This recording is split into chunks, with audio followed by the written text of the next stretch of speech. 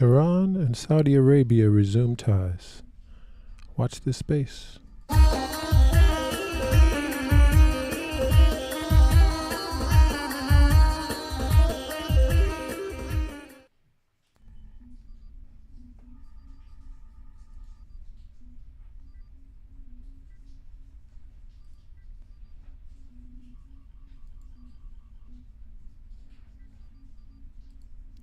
And this from IraqiNews.com.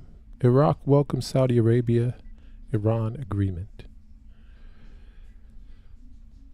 And from Baghdad, the agreement struck between the Kingdom of Saudi Arabia and the Islamic Republic of Iran, which marks the start of a new chapter in diplomatic ties between the two nations, was hailed by Iraq's Ministry of Foreign Affairs.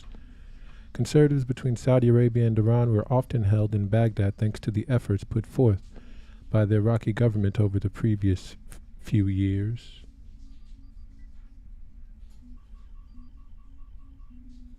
And the strong foundation that they created. Conversations between Saudi Arabia and Iran were often held in Baghdad thanks to the efforts put forth by the Iraqi government. And the People's Republic of China and the Sultanate of Oman held subsequent negotiations that resulted in the agreement in order to create a framework that satisfies the objectives of all parties and ushers in a new, hopeful future. This will be reflected in the integration of relations between Saudi Arabia and Iran, and it will offer a significant boost in the collaboration for nations in the Middle East region. Iran and Saudi Arabia agreed to resume relations after China mediation. This is from Axios. Iran and Saudi Arabia have agreed to resume diplomatic relations after secret talks in Beijing mediated by the Chinese government, the two countries announced on Friday. Why it matters. It's a major breakthrough for the two Middle East rivals who haven't had diplomatic relations since 2016, when Saudi Arabia cut ties with Iran after Iranian protesters stormed its embassy in Tehran. It's also a diplomatic achievement for the Chinese government and sends a signal from Saudi Arabia to the Biden administration about the role China is playing in the Middle East. Catch up quick. Tensions between Saudi Arabia and Iran have been high for years, including over the war in Yemen, where the two countries backed opposite sides. Those tensions reached a new level in late 2019 after an attack on Saudi Arabia's oil facilities, which the U.S. and other Western countries attributed to Iran. Yemen's Iran-backed Houthi so-called rebels, actually democratically elected government and majority in Sana'a, the capital, claimed the attack. Ali Shamkhani, the secretary of Iran's Supreme National Security Council, told Iran's Noor News on Friday that Iranian President Ibrahim Raisi's recent visit to China and his meeting with Chinese President Xi Jinping paved the way for Chinese mediation between the countries. Shamkhani said that he held secret talks in Beijing earlier this week with his Saudi counterpart Mossad bin Mohammed Al Nahyan. The Iranian and Saudi foreign ministers will meet within the next 2 months and will announce the exchange of ambassadors and the reopening of embassies, according to a trilateral statement published by the official Saudi press agency. Saudi Arabia and Iran will resume their security cooperation agreement and their economic cooperation agreement, the statement said. What they're saying, removing misunderstandings and looking towards the future in Tehran-Riyadh relations will definitely lead to the development of regional stability and security, Shamkhani told Iranian Noor News. Shamkhani said the agreement will definitely be a serious obstacle to the presence and interference of extra-regional countries and the Zionist regime in the region. The Saudi National Security Advisor said at the signing ceremony that King Salman and Crown Prince Mohammed bin Salman welcomed the Chinese initiative, per the Saudi official's new agency said. He added that Saudi Arabia wants to open a new page in relations with Iran that will be based on international principles.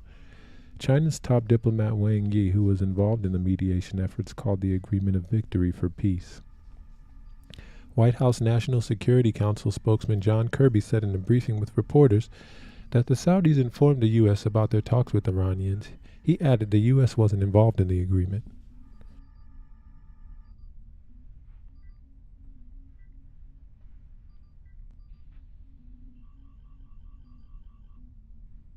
An NSC spokesperson said in a statement earlier that the U.S. has long encouraged direct dialogue and diplomacy to help reduce tensions and reduce risks of conflict.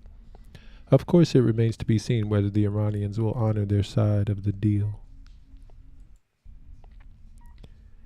From the cradle, the Arab world hails Iran-Saudi reconciliation as Israeli leaders trade blame. While resistance leaders across West Asia celebrated the news, the Israeli government blamed the weakness of former officials and the current U.S. government. Nations from across the Arab world are hailing the restoration of diplomatic ties between Iran and Saudi Arabia after 7 years of tension.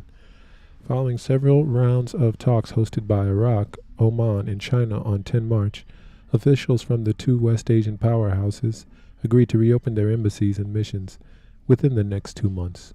The countries of the region have one destiny and common denominator that makes it necessary for us to join together to build a model of prosperity and stability for all peoples to enjoy, Saudi Foreign Minister Prince Faisal bin Farhan tweeted, following the bombshell announcement from Beijing.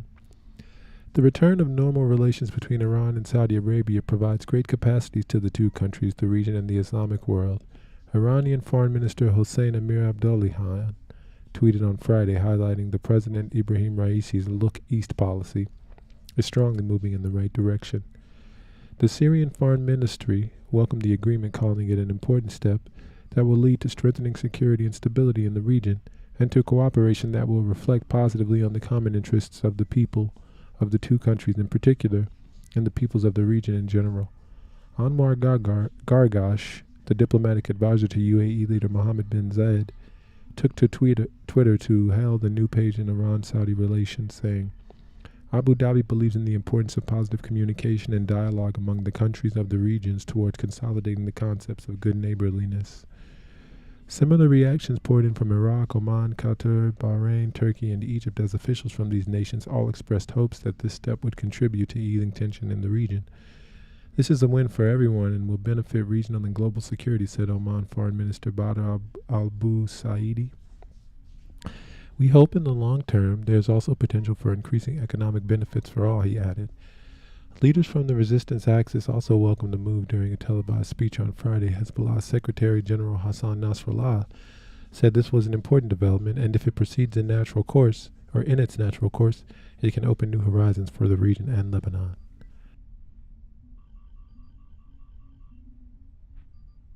The chief negotiator from Yemen's Ansar Allah resistance movement, Mohammed Abdul Salam, said, diplomatic ties between countries in West Asia are needed. The region needs the resumption of normal ties between its countries for the Islamic nation to reclaim its lost security due to foreign interference. He said, stressing that foreign actors have taken advantage of differences in the region and used them to fuel conflict.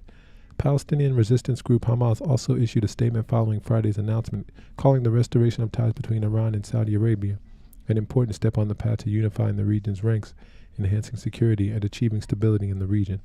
The Palestinian Authority issued a similar statement highlighting the positive role of China in contributing toward reaching the agreement. Israel was the only nation in West Asia where the announcement caused alarm. A senior official in Benjamin Netanyahu's far-right government blamed the combined weakness of the previous Israeli government and U.S. President Joe Biden for the deal between Tehran and Riyadh. There was a feeling of American and Israeli weakness, so Saudi Arabia turned to other channels, the unnamed senior Israeli official told reporters traveling with Netanyahu in Italy. The same official also claimed that Israel's bid to normalize ties with Saudi Arabia will not be hurt by the restoration of ties between Iran and Saudi Arabia. What happens on the diplomatic level is now what happens under the surface, he said, according to Israeli public broadcaster Khan and Reshet 13 News.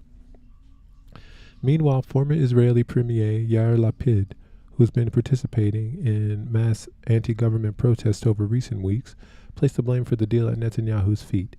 The agreement between Saudi Arabia and Iran reflects the complete and dangerous failure of the Israeli government's foreign policy, Lapid said. This far-right government's focus not on Iran, not on the terror attacks, not on the economy, not the cost of living. All they care about is destroying democracy and tearing the people apart. Oh, and holiday weekends in Rome, too, he added. Similarly, Lapid's predecessor, Naftali Bennett, called the news a serious and dangerous development for Israel and a political victory for Iran. This delivers a fatal blow to efforts to build a regional coalition against Iran, Bennett said.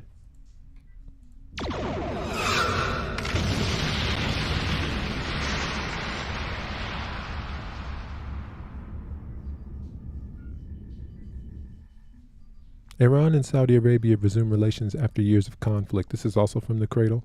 The breakthrough in mutual relations between the leading Islamic nation comes after decades of rivalry and conflict. Iran and Saudi Arabia announced the resumption of relations after a series of secret talks held in Beijing between the two rival Islamic nations, which concluded on 10 March, Al Arabiya Al Jadid has reported. According to a tripartite statement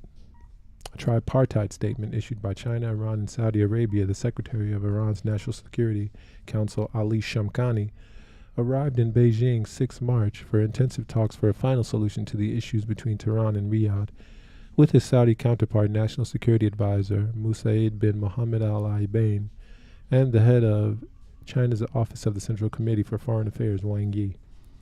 The statement indicated that the Iranian-Saudi talks in China came at the initiative of Chinese President Xi Jinping and have been underway for several years, with Iraq and Oman hosting preliminary talks between the two parties in 2021 and 2022.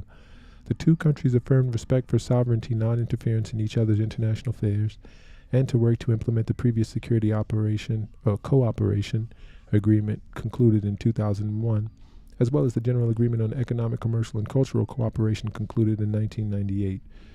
Iran, Saudi Arabia, and China also declared their firm will to make every effort to promote regional and international peace and security, according to the released statement. National Security Council Secretary Shamkhani also stated that the Iranian president's visit to China last month paved the way for new and serious negotiations between Tehran and Riyadh, and that the resumption of relations would remove misunderstandings and expand regional stability and cooperation in the Gulf and the Islamic world. Diplomatic relations between Tehran and Riyadh were severed in 2016 after Riyadh executed prominent Saudi Shiite cleric Nimr Bakr al-Nimr, and Iranian demonstrators attacked the Saudi embassy in Tehran and its consulate in the eastern city of Mashhad in response. According to Iran's Tasnim news agency, Saudi Arabia's military campaign against Yemen starting in 2015, as well as the death of hundreds of Iranian Hajj pilgrims in a deadly crush in Saudi Arabia's Mina in September of the same year, also led to the deterioration of relations between Tehran and Riyadh. But the Iran-Saudi rivalry had helped fuel conflict and promote sectarianism in the region for decades, starting with Saudi support for al-Qaeda groups in Iraq following the illegal 2003 U.S. invasion, and followed by Saudi support for al-Qaeda groups in Syria as part of the U.S.-led war against the Syrian government in 2011.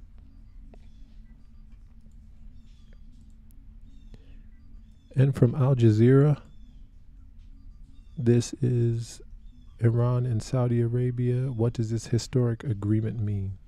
And one security pact that was essential at that time when it was signed to regional security. Both countries are saying that they want this deal to have its own impact on regional security, and regional security will mean also trying to contain the escalation in Yemen, the war in Yemen, maybe situation in Lebanon where there is no president because of these contradictions and clashes of interests between Iran and Saudi Arabia.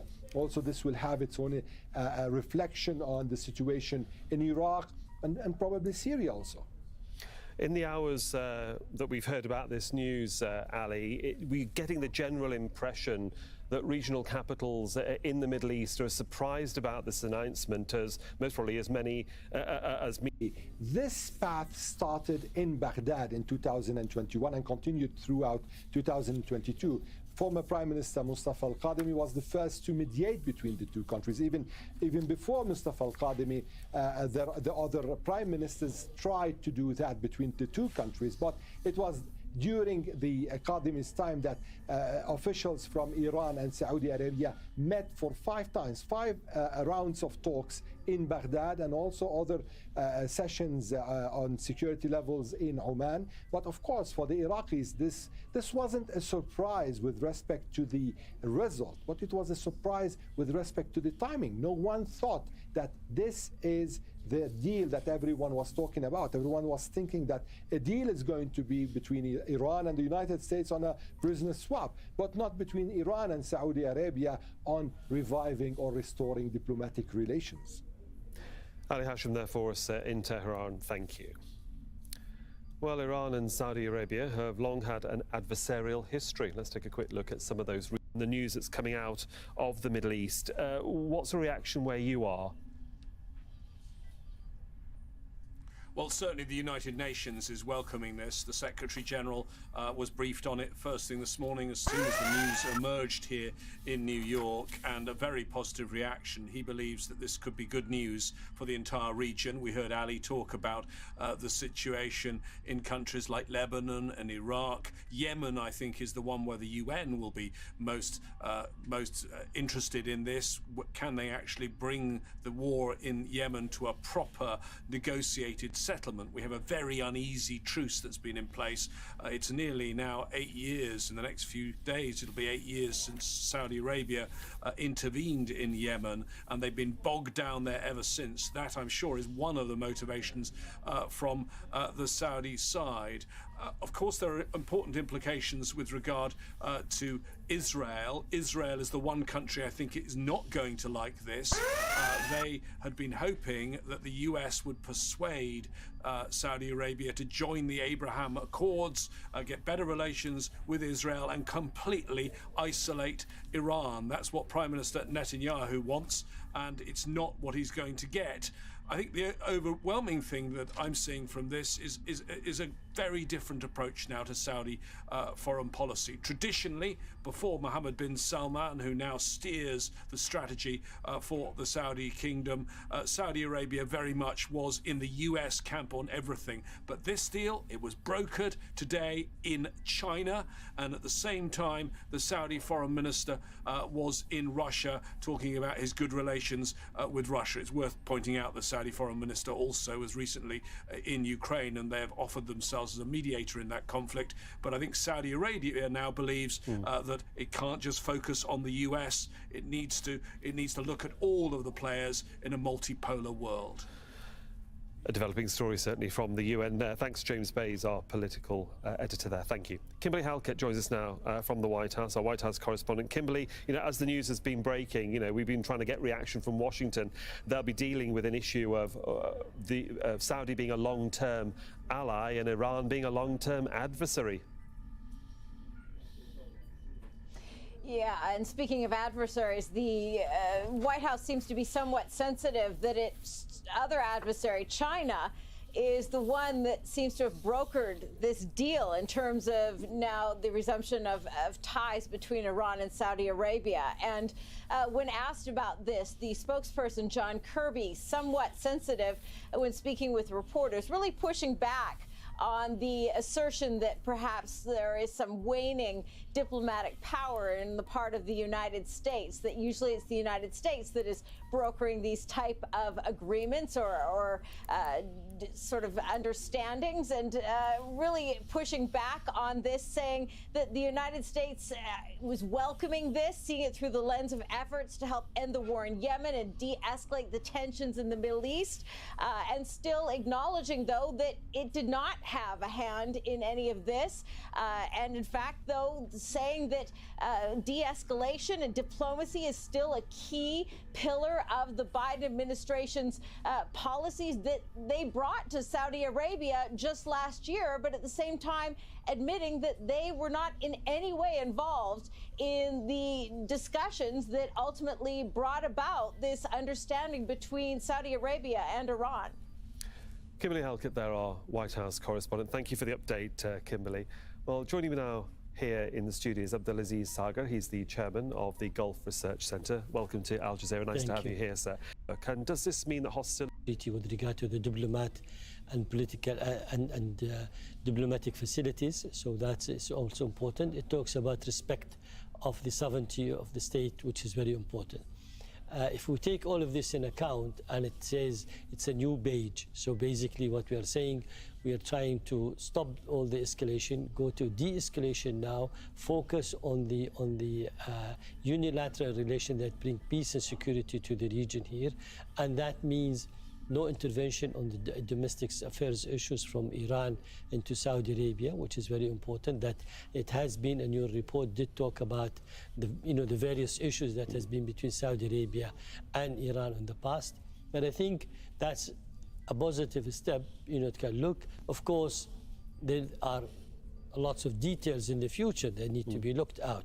In other words, how is the implementation? Saudi Arabia always concerned about the interventionist policy, the expansionist policy of Iran, the support of the militia group, the energy security, the maritime security. So there are key issues, and also including the escalation in countries like Yemen, Lebanon, Syria, many of the issues. And we'll get into that in a moment as well. I mean, how delicate, in your opinion, are involved? No, I think the Chinese president, when he visits Saudi Arabia on the summit of the Arab Gulf and Saudi-Chinese summit, I think it was clear when he stated that he wanted to see peace and stability and security in the region, and he wanted to see more constructive role from Iran.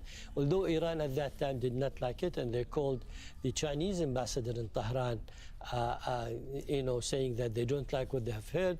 But as soon as the Iranian president visited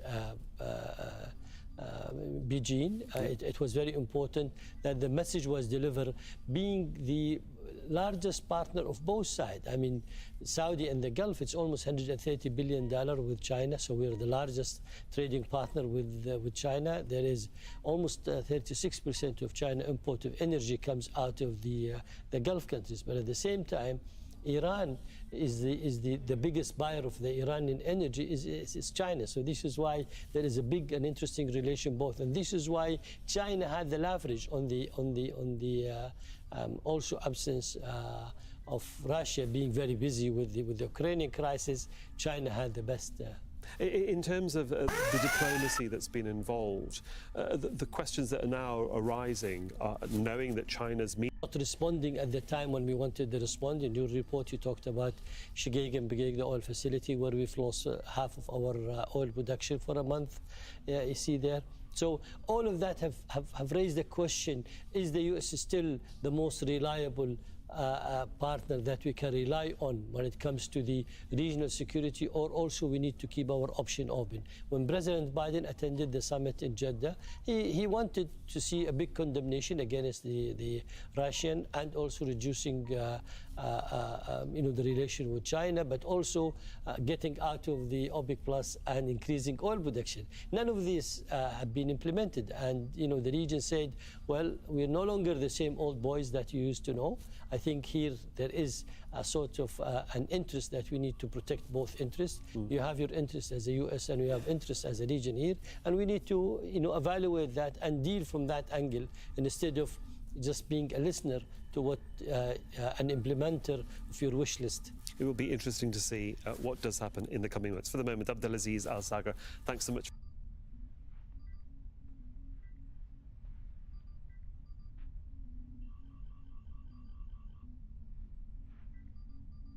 And this is the Duran on the issue?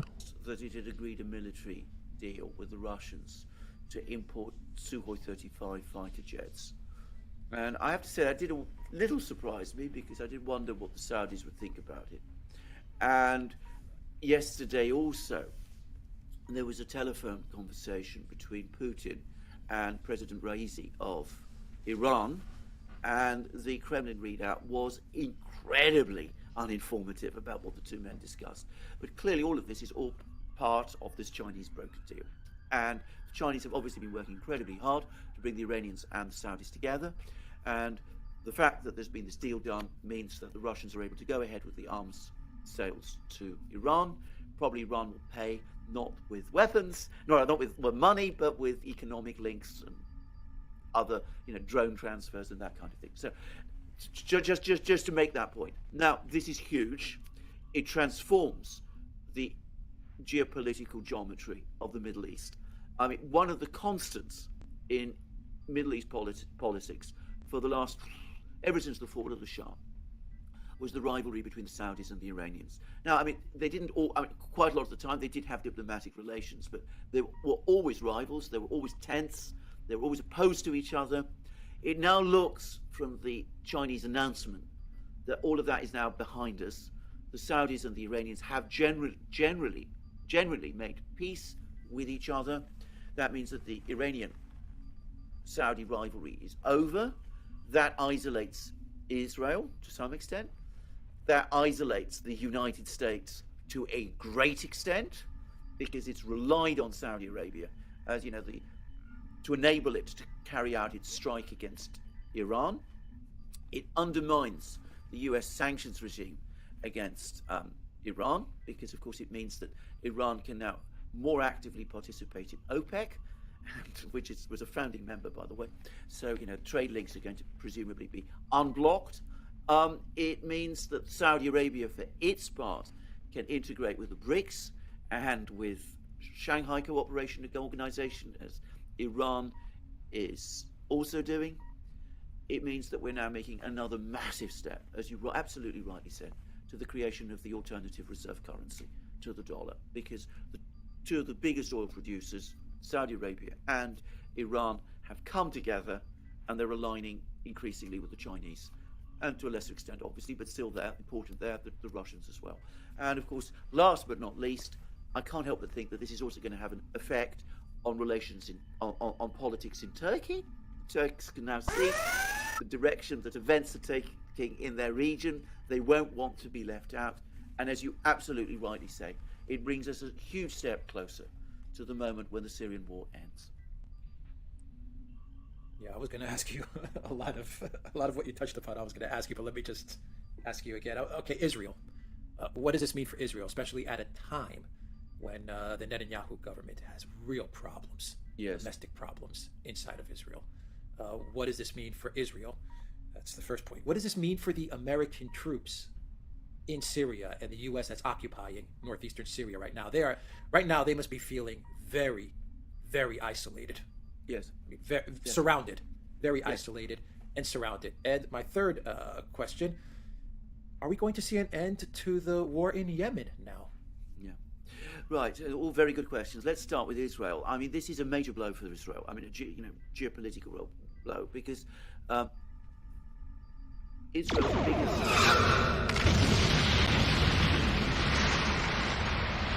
ally in the Middle East, even though they don't have diplomatic relations with each other, but Israel's key de facto ally has been Saudi Arabia, and of course Israel's biggest enemy in the Middle East has been Iran.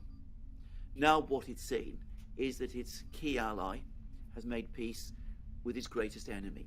So in effect, Israel has lost its key ally. Inevitably, its position in the Middle East has just become very much weaker. Now, I don't think this is a threat to Israel's existence or anything of that kind. I think, this is we're long past the point where Israel was threatened in that kind of way. But it does mean that Israel's position as in some ways the dominant political power in the Middle East, internal power in the Middle East, has now been weakened. And it also means that from an Israeli point of view, a strike on Iran has now become immeasurably more difficult. I mean, I presume they could still do it, but they wouldn't be able to use Saudi airspace in the way that they once could, or at least if they did, they'd have to do it without the Saudis' permission, which is, as far as I can see, deeply problematic, to say the least. So this is a very big blow for the Israelis. It's a very, very big blow for Netanyahu, who's positioned himself over many years as the person politically who is best positioned to lead this fight against Iran. And Netanyahu has, with some justification, prided himself on his diplomatic skills, and he was absolutely key to building up this de facto alliance with the Saudis. And of course, it's fallen apart. And with the collapse of that alliance, there will be more people in Israel saying, well, what exactly is Netanyahu giving to us? What is he providing us with that we need him anymore at a time when, as you correctly say, he's politically challenged? Now, there is one thing, and I'm not saying that this is the case, but there is one thing that perhaps Israel might take from this, and that is that I personally find it difficult to believe that this agreement could have been reached with the Saudis if Iran had not given the Saudis some kind of commitment that Iran will not move forward to develop nuclear weapons. Okay, so I think that perhaps as part of this deal, Iran has taken the issue of nuclear weapons finally off the agenda. This is a guess, by the way, but I think that's likely. In which case, if the Israelis really are worried about nuclear weapons in Iran, well, at least that threat perhaps has gone. In fact, by the way, are also preparing fighter jets to Iran, and you can be sure the Russians have been absolutely up to speed with all the discussions, is also, I would suggest, a further sign that the Iranians are given cast iron commitments that they're not going to see nuclear weapons. So, as I say, if the Israelis are really worried about a nuclear-armed Iran, unlikely it's going to happen. Now, that's one thing. Now let's turn to Syria and those American troops. Now the Americans have clearly got wind of this affair because no less a person than Mark Milley, the chairman of the Joint Chiefs of Staff, rushed to Syria, spoke to the troops in Syria, the US troops in Syria. You're absolutely correct. I mean, they've already been looking precariously isolated. Now it seems to me that their position long-term is utterly untenable because with Iran, Saudi Arabia coming together, with Saudi Arabia, it looks in the process of carrying out what you might call a diplomatic revolution, which is to say, realigning with the Eurasian states. It seems to me utterly reckless to keep those American troops there, where they're becoming a target potentially for the Turks, for the Syrians, for all sorts of other people, and where their supply lines must be becoming increasingly precarious, and the bases from which the US can support them are gradually isolated one by one. I mean, for the US, to be clear about this is a catastrophe. I mean, a reconciliation between Saudi Arabia and Iran is almost the worst geopolitical nightmare, and it demonstrates the extent to which decades of neocon policies in the Middle East have resulted in the collapse of American influence there. So that's what I think. I think sooner or later, those troops will have to be withdrawn because realistically, their position now has become untenable. And thirdly, we talked about the war in Yemen. Again, just as I cannot see the Saudis agreeing to this kind of peace deal with the Iranians unless the Iranians gave cast iron guarantees that they were not going to seek nuclear weapons. Just so, I can't see the Iranians committing to this peace deal without some commitment from the Saudis to seek a genuine peace agreement in Yemen. And I suspect that over the next few weeks and months, we're going to see direct negotiations between the Saudis and the Houthis. And of course, the Chinese have demonstrated their diplomatic skills, and they're the obvious people to broker a compromise. Haven't we been saying on this channel, show after show, that the U.S. is so absorbed, the Biden White House is so absorbed in Ukraine that they are losing the geopolitical diplomatic war everywhere else? And I think that this is proof to that. This is huge proof to that. Yeah, I have to ask you. China is the new global leader. Yes, I mean, is that a correct statement to make? They are the new global leader. All countries now are going to be.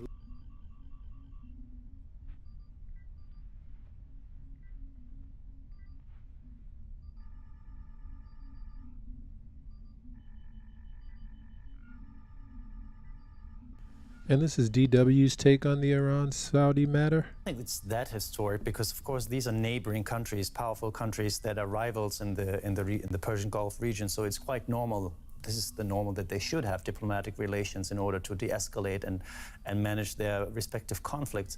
However, China, as a negotiator, as a mediator, is new here because the Chinese don't have a long track record of peacemaking in the Middle East, and we shouldn't forget, of course, the Chinese are now taking the credit. The chief negotiator and mediator was the Republic of Iraq. Which is a country that has borders with Saudi Arabia and Iran, and that used to be a battlefield of Saudi-Iranian competition. And that is also worth mentioning that this has been a Middle Eastern deal in a way that the Chinese have taken the credit for. As we say, of course, success has many fathers. Right. Well, let's come back to the motivations on both sides, because this will change, potentially, the balance of power in the Middle East. Can you tell us what the implications will be? Well, I think the Saudi government in particular displays a new self-consciousness, or let's say self-confidence, I'd rather say, and an independence from U.S. influence. For a long time, the Saudis let the Europeans and the Americans handle their international relations in the way, because in 2016, when there was an assault on the Saudi embassy in Tehran as a reaction to the execution of a prominent Shia cleric in Saudi Arabia. The Saudis withdrew the ambassador and cut the diplomatic ties, whereas the Iranians were always saying, we have no problem, of course, we need to talk and we want to have diplomatic relations. Of course, the Saudi government considered this an affront, a provocation, and they cut ties. But of course, the Saudis were in a way not present at the table when many international affairs were negotiated, like, for example, the international nuclear deal between the Western countries, the UN Security Council powers, and Iran.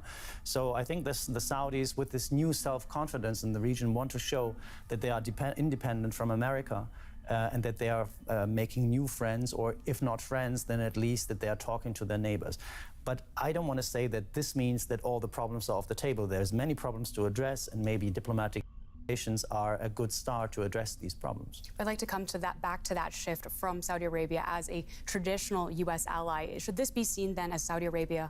Arabia has a fundamental interest in keeping the oil price high.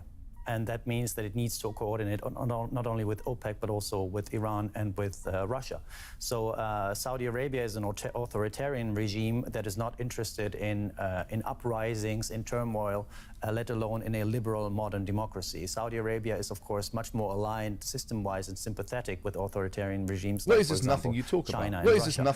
But it also shows, and this is an economic aspect which is worth mentioning, the Saudis have displayed a certain openness to trade their oil exports to China in yuan and no longer trade them in US dollars, which would be not a deadly but a strong blow for US financial interest in world economics, but in particular in the region.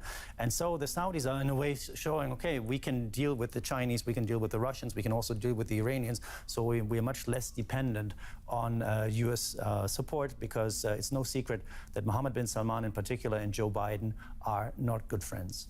Well, thank you so much for bringing us up to speed there. That is Daniel Gerlach. First and foremost, I think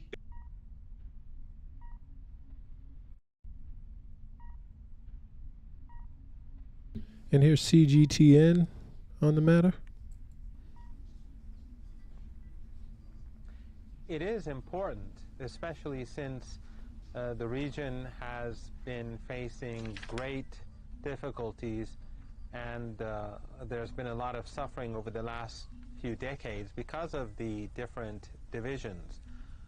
In particular, we had Saddam Hussein's war against Iran, which had Western support as well as Saudi support. We had the dirty war in Afghanistan, then 9/11, and then the U.S. occupation, and subsequently the occupation of Iraq. And then, of course, we also had the dirty war in Syria, where NATO countries and their regional allies supported ISIS and Al-Qaeda to overthrow the Syrian government. So, and then, of course, the war in Yemen, where the people there have suffered under Saudi and Emirati attacks supported by the West. So you have all these conflicts. And of course, then there's the Israeli regime, its attacks on Lebanon and Syria and on the Palestinian people. So we have many different divisions, but there are some positive signs as well. Right now, we see gradually regional countries moving towards rapprochement with Syria, and greater rapprochement between Turkey and Saudi Arabia and the Emirates. And if Iran and Saudi Arabia can move forward with rapprochement, then there's a greater opportunity to start rebuilding the region, especially after all of the hardships that people have been enduring. And the more the U.S. and its allies retreat from the region, the less influence they have on the region, the greater the opportunity there is for countries to come together, because the main reason for these divisions and the divide and the conflicts, the wars, dirty wars and sanctions is, of course, the United States. Mohammed, what was China's role and influence in brokering this deal now?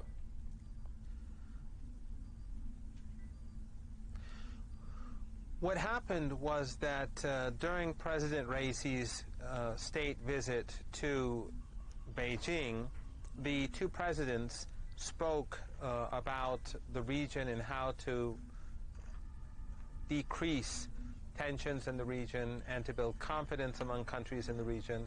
and they decided to see if they could use Beijing as a suitable platform to create rapprochement or bring about rapprochement between Iran and Saudi Arabia. There were talks, a series of talks between officials from Iran and Saudi Arabia in Iraq and other places, but this was the highest level. The two sides had a very high-level delegation in Beijing. The head of the Iranian Supreme National Security Council was there, and the talks lasted for a number of days. And so these talks were more serious and more intense, and they ultimately bore fruit. So Beijing definitely had a significant role to play in this change. After decades of tension, now this deal, what is the significance of the timing? Why now?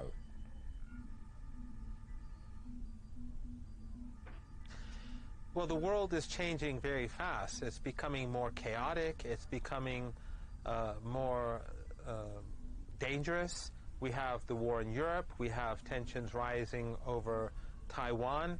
And of course, West Asia has always been a very volatile region for the last few decades. And therefore, both countries see it as important to have better relations during these very difficult circumstances. The United States has also shown itself not to be a very reliable partner. We saw that in Afghanistan. We even see it now in Georgia, where a government that is close to the West is being attacked by the West because of a proposed law. So countries like Saudi Arabia look upon these acts of Western countries, of NATO countries, and they feel it to be necessary that they should find alternatives, and they should diversify their contacts and relations, and to decrease tension so that they are not vulnerable to the United States and to NATO. And of course, for the Iranians, it is the policy of the new president in Iran is to strengthen ties with neighboring countries and to create greater convergence among Asian and Eurasian states. So this is a part of the new President Raisi's policy. Mohammed, we have to leave it there. Good to talk to you, and thanks for your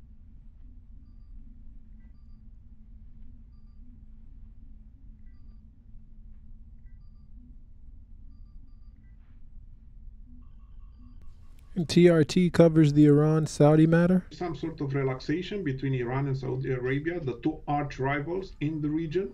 And I think this is in principle good news for the region. It remains to be seen to what extent this kind of relaxation is enduring. And also we have to wait for the reaction from the other two great powers, which haven't said anything so far. I'm referring to Israel and of course Turkey. But I think the second signal is even more important because this relaxation of tensions, or diplomatic tension, has been achieved under the mediation of China. We have to remember that President Xi visited Riyadh in December, and that was followed by a visit of the leader of Iran in February to Beijing.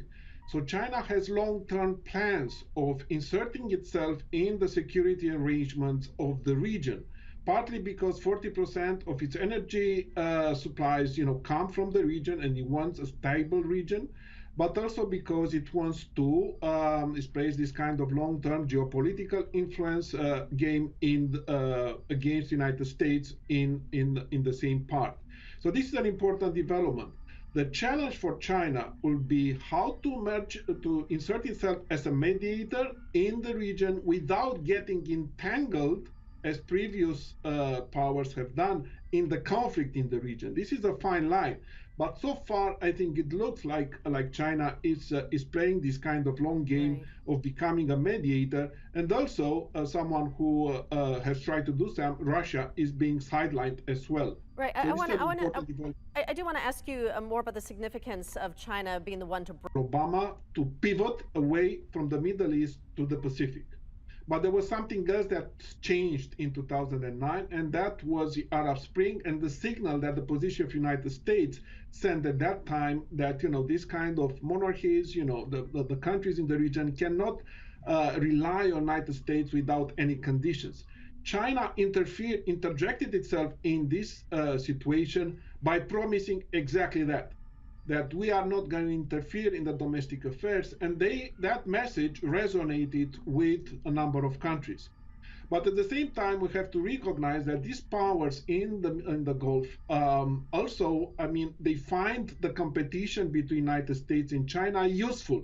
Saudi Arabia, for instance, is now in a process of trying to normalize relations with Israel.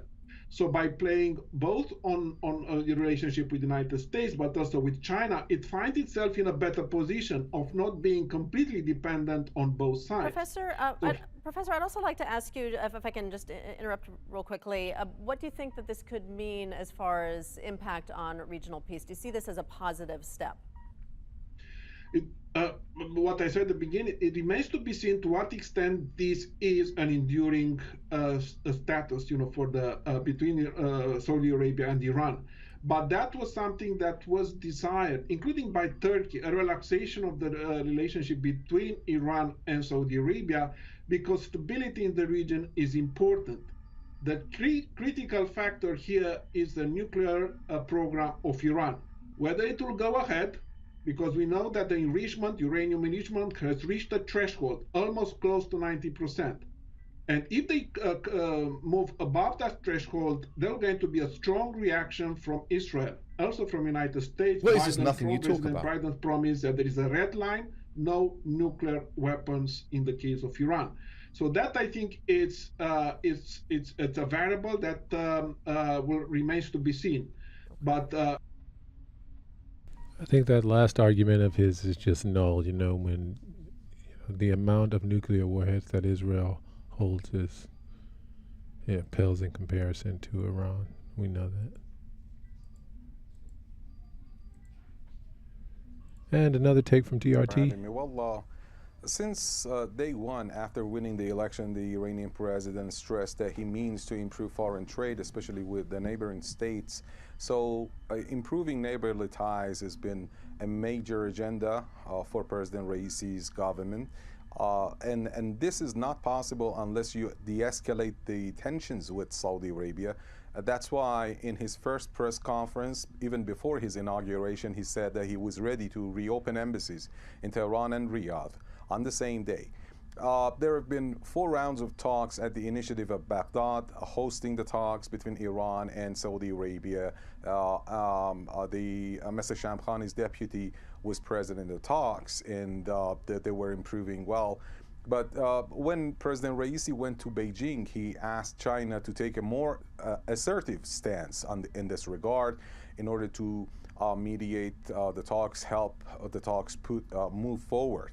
And his Chinese counterpart took the stance and invited the Saudis.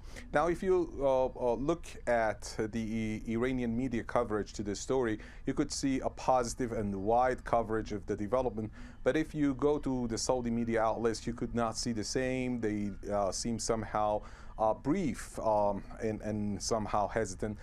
This could be the result of Chinese pressure, probably, on Riyadh to take part in the talks and to agree to the terms of the deal. But still, I can see Iran and Saudi Arabia both the winners of the day, especially after the Saudi schemes against Iran under President Donald Trump failed. Trump said he won't take to war for the sake of Saudis against Iran. And then their joint ventures with the Israelis didn't move forward pretty well. And the last round of that was in autumn, in fall, and they failed in the riotings. So I believe the best and the only option available for Riyadh was rapprochement with Iran after the UAE and Kuwait both sent back ambassadors to Tehran several months ago. This was obviously a major diplomatic breakthrough, and I'm wondering what it could lead to. Could this pave the way potentially for a breakthrough in ending regional conflicts? This could help move, de-escalate the tensions in the region, in Syria, in Iraq, and in Yemen. And in Lebanon, the two sides could work out mechanisms, security, and joint economic mechanisms in order to help regions in the nation, especially considering that Iran and Saudi Arabia have been rivals for quite a long time. But of course, this requires honest moves towards this rapprochement. Sometimes some states take formal stands that goes one way, but in action they go the other way. And here I have my own doubts about the Saudis because of their rapprochement with Israel in the recent years. Now, this has been a major blow to the Israelis. Admittedly, Yair Lapid as well as Naftali Bennett, both premiers of Israel in the last 1 or 2 years, they have been complaining that this has been a major blow to the Israeli foreign policy and regional policy. They are losing a new ally, so this could, start Israeli animosities and troublemaking in the rapprochement between the two sides. If the Saudis, stop going both ways with Israel and Iran, and if they speed up joint ventures with Iran, I believe that the two sides could help each other a lot. The last but not the least, the U.S. neocons have also admitted that this has been a major loss for the American foreign policy in the region, as they are being absent in the region. The Chinese are taking more assertive role in the region, and this shows that the world is changing. So this is also a major win for the Chinese. Okay, we're going to leave it there. And here's a Somali take on it. in uu 5 sano oo kale wadankiisa sii hayo markii dhaqaalihii uu cirka ku shareeray maciishadii wax soo saarkiisina ay bateen dunidana uu saameyn ku yeeshay. Actually, watch this space. We'll be back with more news.